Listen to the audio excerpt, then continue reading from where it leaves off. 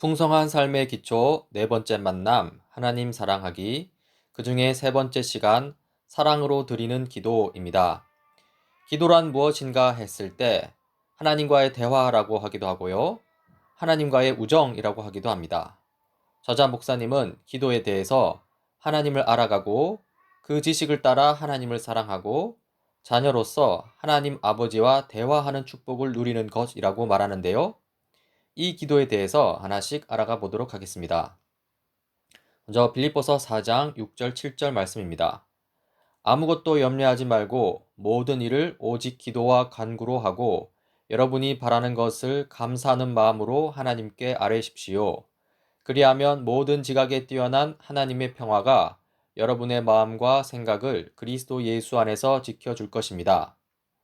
이 말씀에서 기도의 자세를 알 수 있는데요. 먼저 6절이죠. 아무것도 염려하지 말고 모든 일을 오직 기도와 간구로 하고 여러분이 바라는 것을 감사하는 마음으로 하나님께 아뢰십시오. 네, 이 기도의 자세는 먼저 아무것도 염려하지 않는 것입니다. 그리고 감사하는 마음으로 하는 것이죠. 급해서 안달이 나서 하는 기도가 있습니다. 염려하고 안달하고 심하면 불평하면서 하나님께 나아가는 것이죠. 지금 기도하는 대상인 하나님이 어떤 분이신지, 그리고 하나님과 우리가 어떤 관계인지를 망각하고 투정하는 기도입니다. 이렇게 급해서 안달이 나서 기도하는 것을 지양해야 합니다. 왜냐하면 이런 기도는 이 기도의 대상자이신 하나님과 기도의 본질인 하나님과의 교제를 잊어버리기 쉽기 때문입니다. 결국 제대로 된 기도가 안 된다는 것이죠.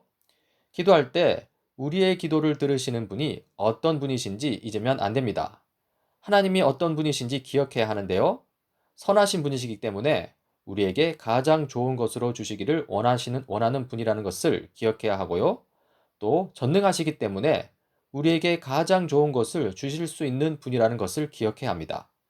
선하시고 전능하신 하나님이심을 기억할 때 우리는 아무것도 염려하지 않을 수 있고 감사하는 마음을 가질 수 있다는 것이죠. 다음으로 기도의 축복인데요. 7절에 나옵니다. 그리하면 모든 지각에 뛰어난 하나님의 평화가 여러분의 마음과 생각을 그리스도 예수 안에서 지켜줄 것입니다. 진정한 축복이란 무엇일까요? 기도하면 그대로 응답되는 것이 축복일까요? 네, 아닙니다. 우리의 지각을 뛰어넘는 하나님의 평강이 우리 생각과 마음을 다스린다는 것, 이것이 축복입니다. 왜 그런지 좀 더 살펴보고자 하는데요. 우리의 뜻과 하나님의 뜻이 있습니다. 먼저 우리의 뜻이 모두 다 이루어지는 것에 대해서 생각할 수 있는데요.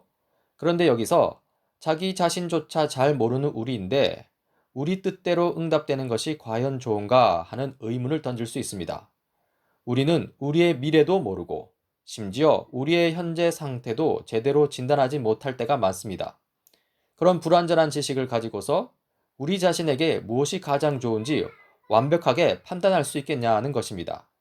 결코 그렇지 못합니다. 특히 우리는 죄로 부패한 본성을 가지고 있습니다. 그런 상황에서 우리 뜻대로 모든 일이 다 이루어진다면 사실 최악이 될 가능성도 있는 것이죠. 다음으로 하나님의 뜻이 이루어지는 것에 대해서 생각할 수 있습니다. 하나님은 선하시고 전능하십니다. 그래서 우리에게 진정으로 필요한 게 무엇인지 가장 잘 아시고요. 그리고 실제로 그 필요한 것을 채우실 수 있는 분입니다. 따라서 우리는 하나님의 뜻대로 이루어지는 것이 최상이라고 단언할 수 있습니다. 즉, 진정한 축복은 나의 뜻이 이루어지는 게 아니라 하나님의 뜻이 이루어지는 것입니다. 그렇다면 이제 남은 것은 우리가 하나님의 뜻을 받아들일 수 있도록 우리 마음을 바꾸는 것이겠죠. 우리의 마음을 바꾸는 것, 이것이 기도의 가장 중요한 핵심 중의 하나입니다. 기도에 대한 오해들이 있습니다. 첫 번째 오해는요, 하나님을 설득하는 기도입니다. 이방인의 기도라고 할 수 있는데요. 새벽이면 깨끗한 물을 떠놓고 목욕 재개하고 지성으로 비는 기도지요. 크다 아데미어를 외치면서 계속 소리를 지르는 에베소 사람들의 기도도 그렇습니다. 엘리야와 대적한 이 바할 선지자들의 자해하는 기도도 마찬가지입니다. 이러한 이방인 기도의 본질은요, 하나님은 우리의 필요와 간구를 잘 안 들어주시려는 분이다. 따라서 우리가 하나님을 설득해야 한다고 생각하는 데 있습니다. 그런데 이것은 하나님에 대한 오해입니다. 하나님은 그런 분이 아니시죠. 하나님은 우리보다 앞서서 우리의 필요를 채우시고 그리고 우리의 간구를 뛰어넘어서 더 좋은 곳으로 응답하시는 하나님입니다. 그런데도 하나님을 애써서 설득해야 한다? 사실 아주 큰 오해고요. 그리고 설득해야만 들어주는 신은 사실 하나님이 아니라 이방 우상들의 모습이기도 합니다. 우상들이 인간에게 그런 것들을 요구한다는 것이죠. 두 번째 오해는 보험성 기도입니다. 기도를 미리미리 해놓지 않으면 하나님이 응답하시지 않는다고 생각하며 하는 기도입니다. 이러한 보험성 기도의 본질은요, 이 하나님은 우리의 필요를 잘 모르는 분이거나 아니면 우리의 필요를 채우는데 관심이 없는 분이다. 따라서 우리가 우리의 필요를 하나하나 다 하나님께 알려주어야 한다고 생각하는 기도입니다. 이것도 하나님에 대한 오해입니다. 하나님은 우리의 필요를 너무나 잘 아시고요. 또 우리의 필요를 채우는데 아주 관심이 많으신 분입니다. 하나님은 우리의 선하신 아버지라는 사실을 잊지 마시길 바랍니다. 세 번째 오해는 하나님을 교육하는 기도입니다. 하나님이 잘 모르시는 것 같은데 지금 상황이 이렇게 돌아가고 있습니다. 따라서 이렇게 행동하셔야 합니다. 하면서 이 하나님을 교육하는 듯 하는 기도입니다. 이렇게 교육하는 기도의 본질은요, 하나님은 세상이 어떻게 돌아가는지 잘 모르거나 관심이 없는 분이다. 따라서 우리가 그 상황을 자세히 설명하고 어떻게 행하셔야 하는지 알려드려야 한다고 생각하는 기도입니다. 이것도 하나님에 대한 큰 오해이죠. 하나님은 세상을 이끌어 가시는 분입니다. 그런 분한테 세상이 어떻게 돌아가는지 잘 모른다? 세상에 대해 관심이 없으시다? 너무나 큰 오해인 것이죠. 하나님은 이 세상을 하나님의 뜻 가운데 우리 인간 수준에 맞춰 최선으로 이끌고 계십니다. 따라서 우리의 기도는 다음과 같아야 합니다. 올바른 기도라고 할 수 있는 것이죠. 이렇습니다. 하나님, 이 모든 상황을 다 아시는 하나님, 이 상황에서 내가 어떻게 살아야 합니까? 가르쳐 주십시오. 지도해 주십시오. 그러면 따르겠습니다. 그렇죠? 네 번째 오해는 비인격적 기도입니다. 이 하나님과 쌍방향 의사소통이 일어나는 것이 아니라 일방적으로 퍼부어 버리는 기도입니다. 자기 할 말만 마구 토해놓는 기도, 또 큰 소리로 하나님을 감동시키려는 기도가 그렇습니다. 이러한 비인격적인 기도의 본질은요, 심리적인 카타르시스, 자기 만족이라고 할 수 있습니다. 그러면서 역시 하나님에 대해서 오해하는데요. 하나님은 우리와 대화하는데 관심이 없고 우리가 얼마나 크게 부르짖느냐에만 관심이 있다고 여기는 기도이죠. 그러나 이것은 잘못된 생각입니다. 이러한 비인격적 기도를 교정해야 하는데요. 가장 좋은 방법은 하나님의 말씀과 함께 기도하는 것입니다. 그냥 막무가내로 기도하기보다는 먼저 말씀을 깊이 묵상하고 그 말씀을 떠올리면서 기도하는 것이죠. 우리가 매일 아침 하고 있는 이 말씀과 기도의 시간이 그런 의도로 꾸며진 것입니다. 먼저 말씀을 읽고 이해하고 묵상하고요. 그 다음에 그 말씀에 따라 기도하는 것이죠. 또는 기도한 후에 가만히 앉아서 이 암송하거나 그날 아침에 묵상한 말씀을 떠올리는 것도 괜찮습니다. 그러나 기도한 후에 가만히 앉아서 하나님의 음성을 듣는 것도 결국에는 그 이전에 말씀을 충분히 접한 상태라야지 효과가 있는 것입니다. 말씀을 읽고 묵상한 것이 없는데 가만히 앉아서 듣고자 하면 잡생각이나 세상적인 이야기밖에 안 떠오릅니다. 결국 말씀이 중요합니다. 다음으로 기도 누리기인데요. 하나님이 원하시는 기도가 있습니다. 우리를 향한 하나님의 큰 사랑에 의지해서 염려하지 않고 감사함으로 드리는 기도입니다. 우리의 상황을 바꾸기보다는 우리의 마음을 바꾸시는 기도인데요.